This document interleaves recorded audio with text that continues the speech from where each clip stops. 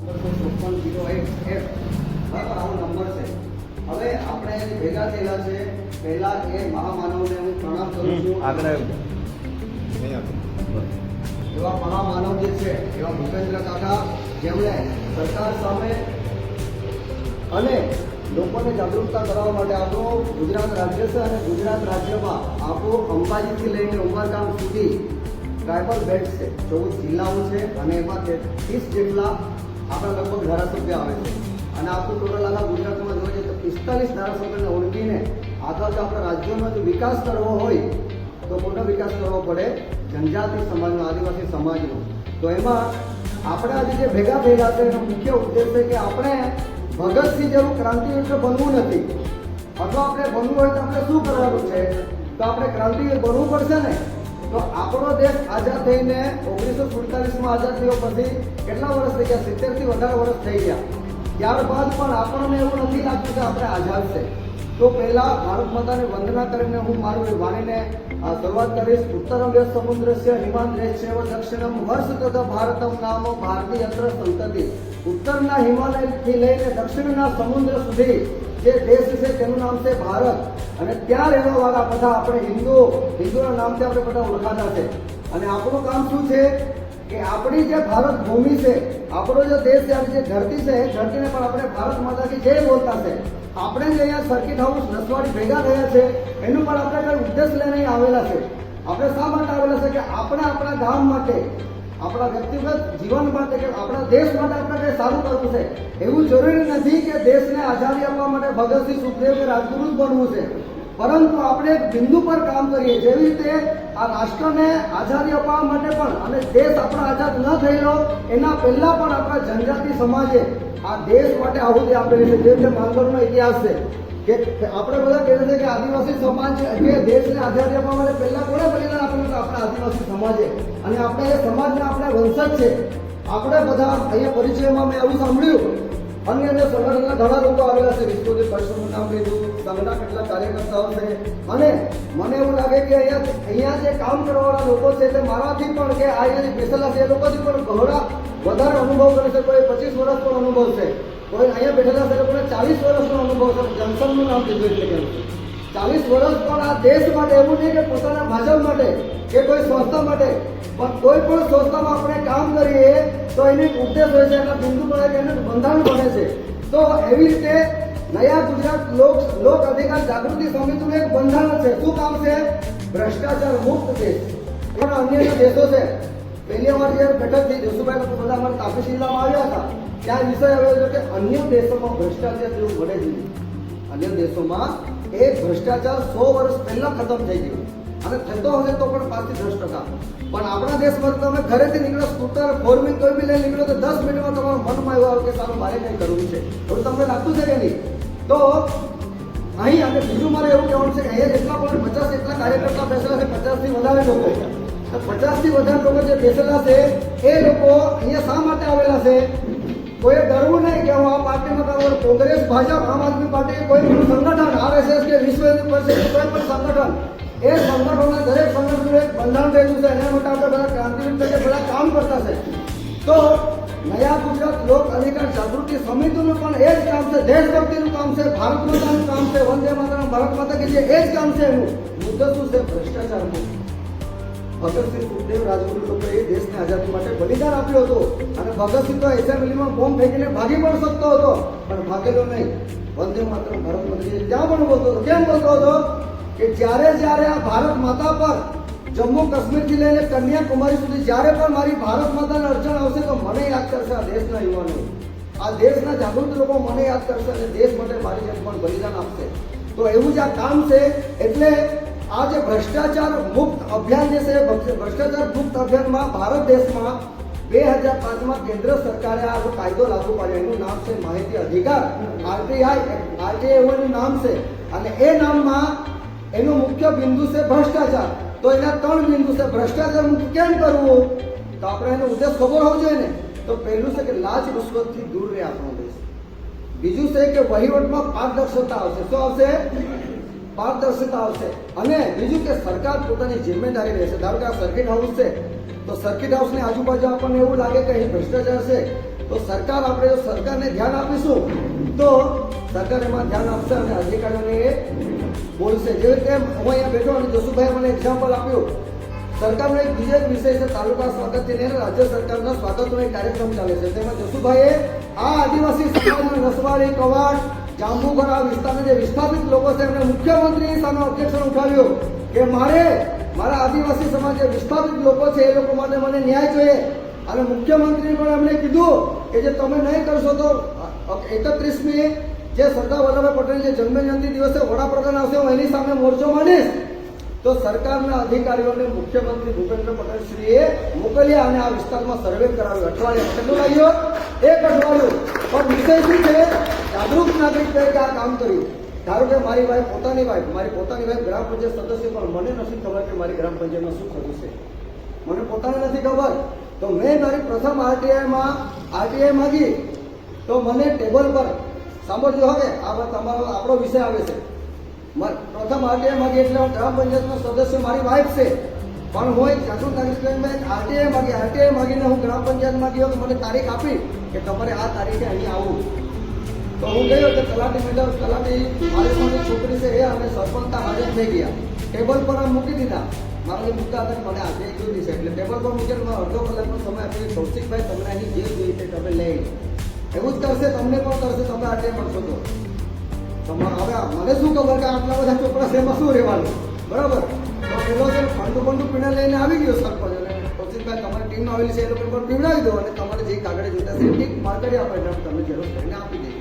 હવે હું આરટીઆઈમાં નવો પડ્યો એટલે મને પણ નહીં ખબર પડી કે ચલો હવે હું કરી દઉં છું મને જે ફાવે તો પ્રથમ આરટીઆઈમાં એવું થયું કે અડધો કલાકમાં મને આમ ચોપડા તો કેટલા રહે? 100 ચોપડા તો રહી ગઈ નહીં પંચાયતમાં. રોજમેર રે, ઓપીડી પર મિલકત રજીસ્ટર રે, આવા ઘણા ચોપડા આવે ગ્રામ પંચાયતમાં. 32 સત્તર આવે ના એ પંચાયતના પ્રમુખ બધા બેઠા છે, બધાને ખબર છે. 32 સત્તર આવે, 32 જાતના આયોજનો આવે સરકારના. તો આપણું દિમાગ નહીં કામ કરે. તો મેં અડધો કલાકમાં પેલી આરટીઆઈ લીધી બહાર આવ્યો. પછી મેં હવે જો અહીંયા વિષય શરૂઆત થાય છે આરટીઆઈનો વિષય. પછી બહાર આવ્યો મેં અર્જુનભાઈ બેઠા છે, એમના માર્ગદર્શન હું પણ કામ કરું છું. એમને આરટીઆઈમાં 2016થી કામ કરે છે, 10 વર્ષ થયા છે, બરાબર? તો પ્રથમ આરટીઆઈ મને કાગળે આપી દીધા. મને સમજ જ નહીં પડી કે આરટીઆઈ વસ્તુ શું. તો લોકોને એવું પણ લાગે છે કે હું આરટીઆઈ માગીશ લઈને આ નેતાને આને જણાવીશ. આરટીઆઈનો ઉદ્દેશ્ય એવું નથી. આરટીઆઈનો ઉદ્દેશ્ય એ છે કે આપણે એક રાષ્ટ્ર સેવા છે. કેવી રાષ્ટ્ર સેવા? તો પહેલા આપણે કોઈનો વિરોધ કરીએ કે નહીં કરીએ, પણ આપણા હાથમાં કાગળે હોય તો આપણે ગામનો વિષય તો બોલી શકીએ કે નહીં કે આપણા ગામમાં આવું કામ થયેલું છે, આવું કામ થયેલું છે, આવું કામ થયેલું છે. તો આપણે જાગૃત નાગરિક તરીકે આપણા ગામના વિકાસમાં કયા કામો સારા થયેલા છે, કયા કામો ખરાબ થયેલા છે, વિરોધ કરવાનો પછીનો વિષય આવે છે. પરંતુ આપણે જાણવાનો હક આવે કે મારા ગામમાં શું થાય છે તે. તો આ પ્રથમ મુદ્દો છે. તો મને પહેલી આરટીઆઈમાં ઉડાડી દીધું, મને મેળવ નહીં પડ્યો. પછી મેં બીજી આરટીઆઈ આવા જે અહીં આગેવાનો બેસેલા છે આવા આગેવાનોને માર્ગદર્શન લીધું કે મારે પાસે આરટીઆઈ નાખવી છે. કેમ કે મારો સરપંચ સારું ગ્રામ પંચાયત સદસ્ય તો મને નથી ખબર પડતું તો હું ગામને હું ખબર પડવાનું. એટલે પાસે આરટીઆઈ માર્ગદર્શન લીધું. તો બીજી આરટીઆઈ મેં શું માગ્યું? તો બીજી આરટીઆઈ મેં એવું માગ્યું કે ગ્રામ પંચાયતના પાસબુકની મને ઝેરોક્ષ આપે. નાણાં લેવલ થાય કે નહીં આખો ઝેરોક્ષ જોઈએ મને 3 વર્ષનું મને આપ્યું. બીજું મેં વિષય એવા માંગ્યો કે મિલકત રજીસ્ટર મળે જોઈએ. મિલકત રજીસ્ટરમાં ઓડિટને એવું નહીં આવે, પણ શું આવે કે આખા 2-5 વર્ષમાં જે પણ કામો થયેલા ને ચોપડામાં એ આખું જ આવે એમાં. એ બીજો મેં મુદ્દો માગ્યો. ત્રીજો મુદ્દો પેલો ઓડિટ રિપોર્ટ જે ખબર રોજમેર મેળવવાનો આખો આવે કે નહીં આપણે એ મેં માગ્યું. એવા 4-5 મેં મુદ્દા માગ્યા. એ મુદ્દા પછી મને જેવા મેં મુદ્દા માગ્યા એટલે 15 દિવસમાં તલાટી તો ભાગી ગયું. તલાટીએ બદલી કરી લીધી. એના તાલુકામાં જતી રહી, સોનગઢ તાલુકામાં, બરાબર? પછી મને એમ તેમ લબડા એટલે મેં પછી શું કર્યું? પ્રથમ અપીલ નાખી. પહેલાં મને આરટીઆઈ આપી નહીં. આરટીઆઈ નહીં આપે. આપણને 30 દિવસની અંદર આરટીઆઈ આપતા નથી અધિકારીઓ. અથવા આપણને સમજાવવાની કોશિશ કરી. કોઈ સરપંચને મોકલે, કોઈ નેતાને મોકલે, કે તમારા મિત્રને મોકલે, કોઈ સારો વ્યક્તિ તાલુકામાં જેનું માન સન્માન હોય એને મોકલે. એવી રીતે મને પણ કહેવાની કોશિશ કરી, પણ મેળ પડ્યો નહીં. અને એવી રીતે પછી બીજી વખતે મને આરટીઆઈ મળી. કોનું માર્ગદર્શન લીધું? જે આરટીઆઈમાં એક્ટિવિસ્ટ તરીકે જે લોકો કામ કરે છે. અને ત્યારે મને કાગળિયા મને મળ્યા અને હું આજે મેં અર્જુનભાઈને વાત કરતો કે આપણે આવતા અઠવાડિયે એસીબી તપાસ નાખી. અને બીજું મને મિલકત રજીસ્ટરમાં એવી માહિતી મળી કે 99 કામો, એ વાર્ષિકમાં કેટલા કામો? 99 કામો. તો એક લાખના નહીં હોય. તમને શું લાગે? લાખના હશે? 99 × 5 લાખ કરો કેટલા કરોડ થાય?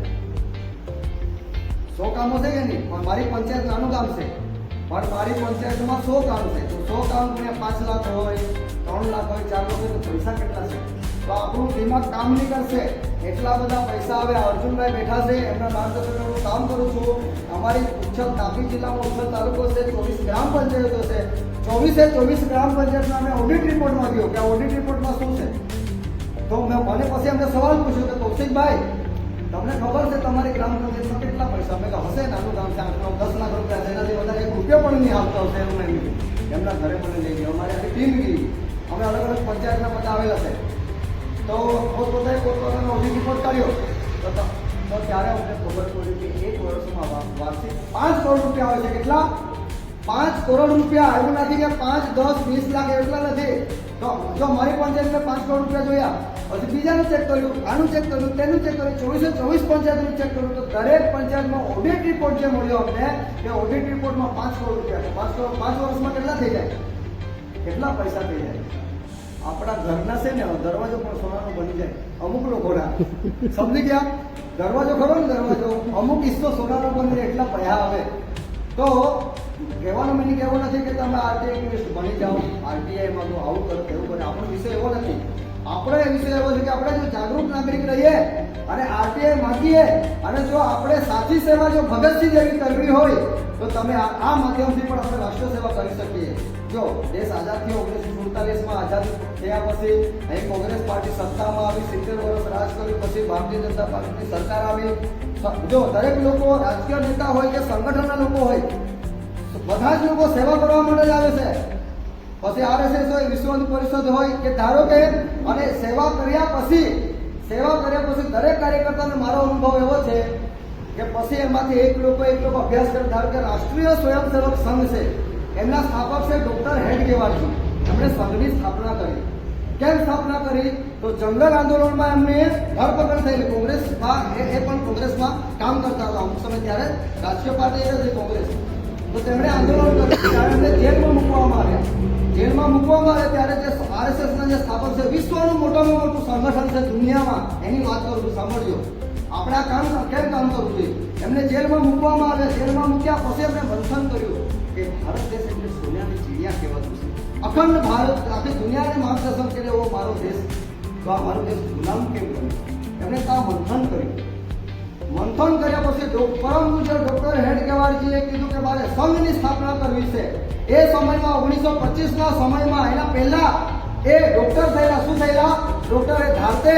તો આ નસવાડી, કવાડ, બોડેલી આ વિસ્તારમાં કોઈ બી જગ્યાએ પોતાનું દવાખાનું ખોલતા પૈસા કમાશે. પણ મારે પૈસા નથી કમાય, મારે પણ દેશભક્તિ કરવી છે. પણ મારે કેવું મિશન ઊભું કરવું છે? તો મારા જેવું મિશન ઊભું કરવું છે કે દેશમાં મારો દેશ ગુલામ કેમ બન્યું? સોનાની ચીડિયાને જે કહેવાતું છે મારો દેશ ગુલામ કેમ બન્યું? ત્યારે તેમણે એક વસ્તુ જેલમાં બેસીને અભ્યાસ કર્યો કે અહીં મારા દેશમાં સંગઠનનો અભાવ છે. શું અભાવ છે? તમારે આ દેશમાં, ગામમાં, ફળિયામાં, તાલુકામાં, જિલ્લામાં, રાજ્યમાં, દેશમાં કોઈ પણ કામ કરવું હોય તો સંગઠન જરૂરી છે. કૃષ્ણ ભગવાને ભગવદ ગીતામાં પણ કીધું છે કે સંઘ શક્તિ કલયુગે.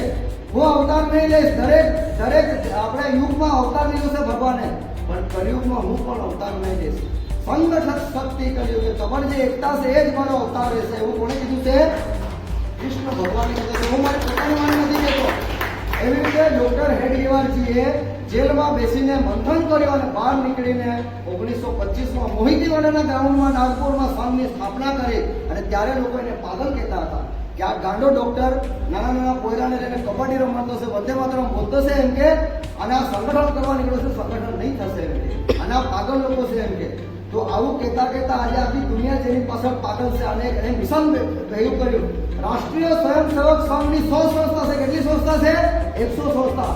નિસ્વાર્થ ભાવે તો કોઈની પર પૈસા નહીં લે, પૈસા નથી લેતા. મારા જેવા, તમારા જેવા કાર્યકર્તાઓ સંઘ માટે સમર્પિત થઈ ગયેલા છે. અને એમાંથી આપણા દેશના વડાપ્રધાન નરેન્દ્રભાઈ મોદી, એ પણ સંઘના સ્વયંસેવક છે, પરંતુ દેશના વડાપ્રધાન છે. એવા હજારો કાર્યકર્તાઓ બહાર નીકળ્યા. અને 2014માં સત્તા આવી. સત્તા આવી તો શું થયું કે ભાઈ બધાને એવું લાગ્યું કે હવે અમારો દેશ સોનેની ચીડિયા બનશે. પણ તમને લાગે એવું બનશે? હવે શું થયું? તો ભ્રષ્ટાચારી લોકો એમાં ઘૂસી ગયા છે. દેશભક્તો પણ છે, નથી એવું નથી, પણ દરેક ખૂણામાં ધારો 50 દેશભક્તો છે, તો 25 ભ્રષ્ટાચારીઓ ઘૂસી ગયેલા છે અને એના લીધે આપણે અખંડ ભારતનું જે સપનું છે એને આપણે સાકાર કરવામાં આપણે તકલીફ પડે છે. એ મને નહીં પૂછતા, અહીંયા આગળ બેસેલા છે 40 વર્ષના અહીંયા સંગઠનના લોકો બેસેલા છે, એમને પૂછજો કે આપણને ક્યાં ક્યાં તકલીફ પડે. જો આજે આપણો વિષય છે, તમને અમે મળવા 100 કિલોમીટર દૂરથી આવ્યા, 150 કિલોમીટર કે 200 કિલોમીટર દૂરથી આવ્યા. કેમ કે આ અમારું જનજાતિ સમાજ છે, મારો આદિવાસી ટ્રાઇબલ બેલ્ટ છે. જ્યારે ભૂપેન્દ્ર પટેલ કે અંદાજપત્ર જ્યારે ગુજરાત વિધાનસભામાં બન્યા કરોડો અરબો રૂપિયાનું, એ પૈસા ક્યાં જાય છે આપણને ખબર જ નથી. ભારત દેશમાં જે 5% લોકો છે, 5% લોકો, એ લોકો અમીરને અમીર બનતા જાય છે અને બાકીના 95% લોકો ગરીબને ગરીબ બનતા જાય છે. એનું શું કારણ છે? આ ભ્રષ્ટાચાર છે. તો મને જે વિષય સોંપ્યો છે કે કૌશિકભાઈ એના નિયમો કહેશે, તો પ્રથમ નિયમ એ છે કે આની કેન્દ્ર સરકારમાં જે કલમો બની છે એમાં 31 કલમો છે. કેટલી કલમો છે? 31 કલમો અને 2 અનુસૂચિ છે. આમાં જે પુસ્તક છે આમાં હું તમને અમુક વિષયો કહીશ. અને કેટલી 2 અનુસૂચિ છે અને આ 31 કલમો છે. પહેલો જ મુદ્દો એવો છે કે લાંચ રૂશ્વતથી આપણો દેશ દૂર રહેશે. કાયદામાં સ્વચ્છ વહીવટ અને માટેની પૂર્વ શરત છે. કાયદામાં સ્વચ્છ વહીવટ આવશે. જો આજે તમારે એટલા માટે માંગવી જોઈએ કે તમારે સરપંચ, તલાટી, કોઈ નેતા, કલેક્ટર સુધી તમારે કોઈ બી ઓળખાણ બનાવવી હોય તો પણ તમારે આજે માંગવી જોઈએ.